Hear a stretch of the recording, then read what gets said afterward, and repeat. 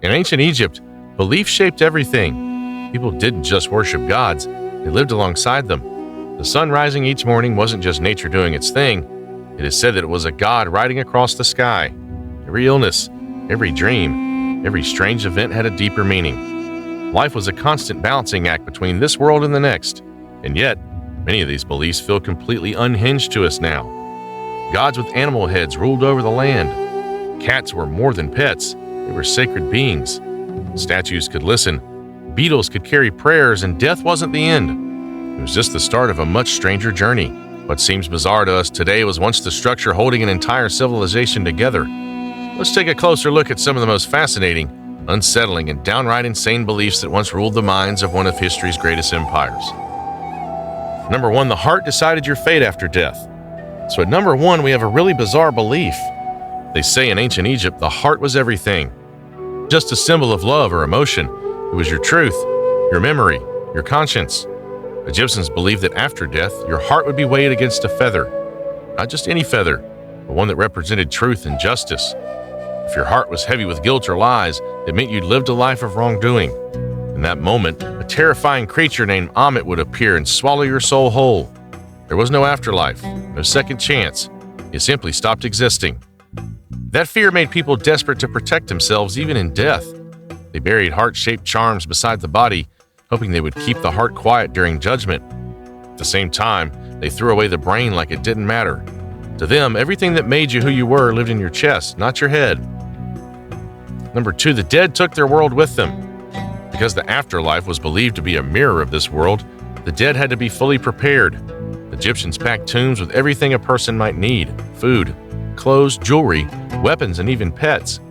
For ordinary people, it might be a few basic items, but for the wealthy and powerful, the tomb became a second home.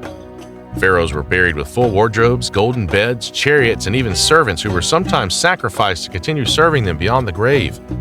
This wasn't done out of extravagance, it came from deep belief. Without these items, the soul could struggle in the next world. Every tool, every carving, every ritual served a purpose. Even the walls of the tomb were covered in prayers and instructions to guide the soul safely forward. Life didn't end with death, it simply moved on. No one wanted to be unprepared for what came next. Number 3, the gods looked like beasts and controlled everything. To the people of Egypt, gods were real, present, and powerful. They didn't take human form the way many gods do in other ancient cultures.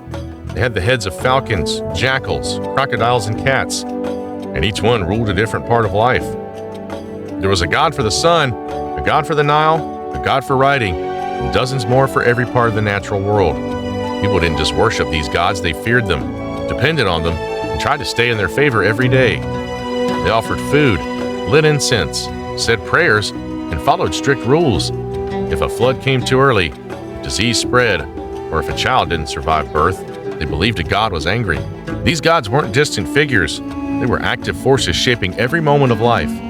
So people paid close attention, because missing a ritual or saying the wrong words could bring real consequences. Number 4, death meant nothing if the body wasn't preserved.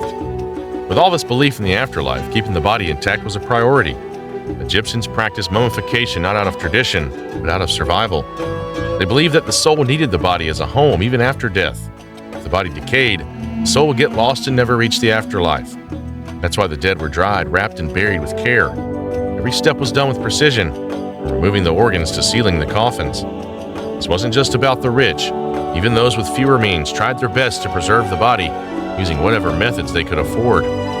Because once buried, the body became a link between two worlds. And if someone tampered with it, broke the tomb, or disturbed the remains, it wasn't just disrespectful, it was dangerous. The soul could be destroyed forever, cut off from the journey it had spent a lifetime preparing for. Number 5, magic was part of everyday life. With gods above and the afterlife waiting, the space in between was filled with magic. For Egyptians, magic wasn't a fantasy or superstition, it was a tool, a shield, a daily part of life.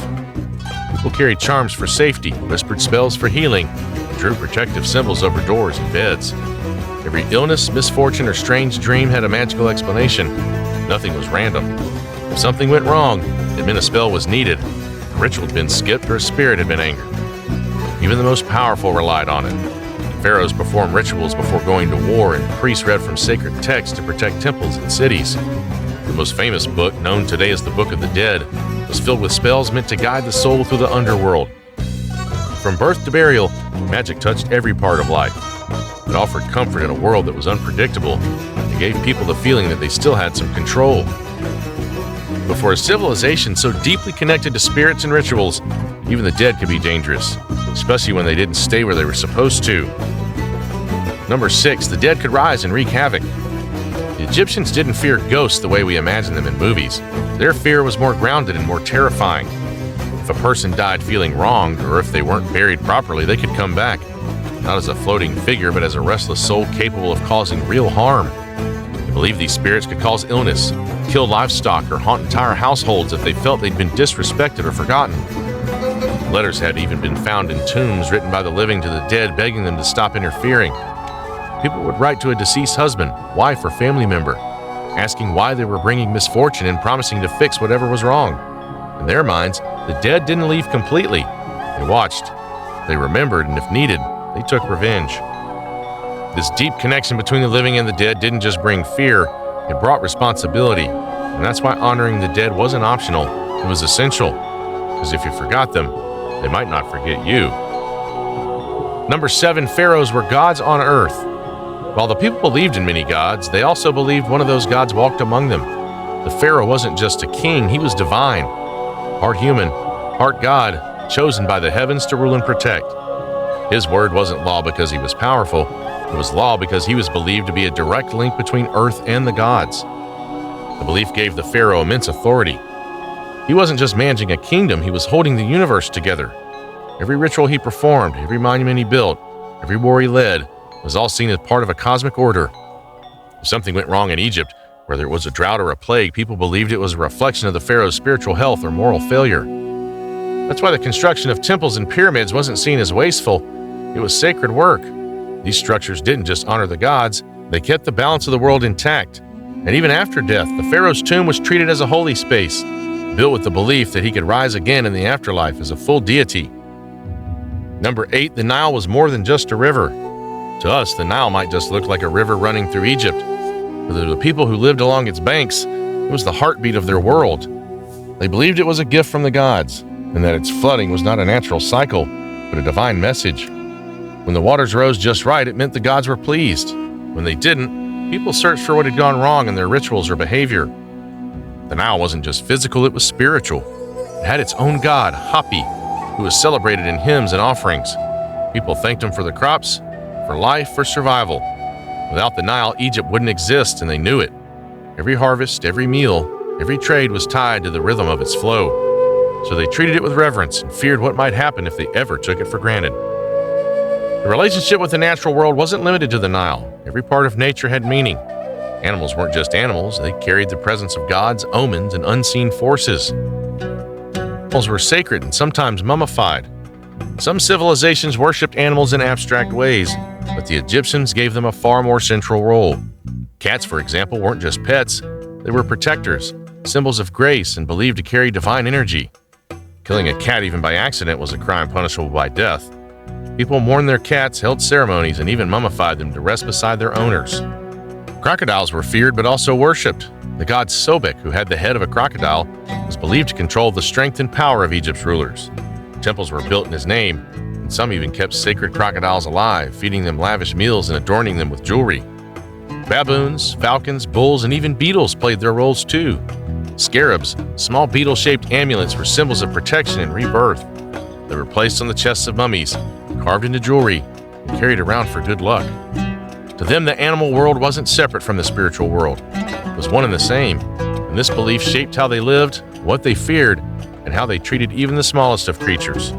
Number 10, dreams were messages from the gods. In modern times, dreams are often seen as random thoughts or reflections of daily life, but in ancient Egypt, they were treated like divine messages. If you dreamed of water, snakes, or certain colors, it could be a sign of something coming, good or bad. People believe the gods used dreams to speak directly to them, warning of danger, offering guidance, or giving blessings. There were even dream interpreters, people who specialized in reading these signs and helping others understand what they meant. Temples had special sleep chambers where people would lie down hoping to receive a message in their dreams. These were called dream incubation rooms, and they were often used in times of illness or personal crisis. Dreams weren't brushed aside, they were studied, written down, and taken seriously. Some texts from ancient Egypt are filled with long lists of dream symbols and their meanings, kind of like a dream dictionary. Whether it was a vision of the future or a warning from beyond, people didn't ignore their dreams. They leaned in, listened carefully, and acted on what they believed was guidance from the divine. The world of ancient Egypt was built on beliefs that may seem strange today, but for them, these ideas made sense for life, death, and everything in between. If you found this glimpse into ancient Egypt fascinating, make sure to like, subscribe, and drop your favorite bizarre belief in the comments. There's so much more history where this came from, and we're just getting started.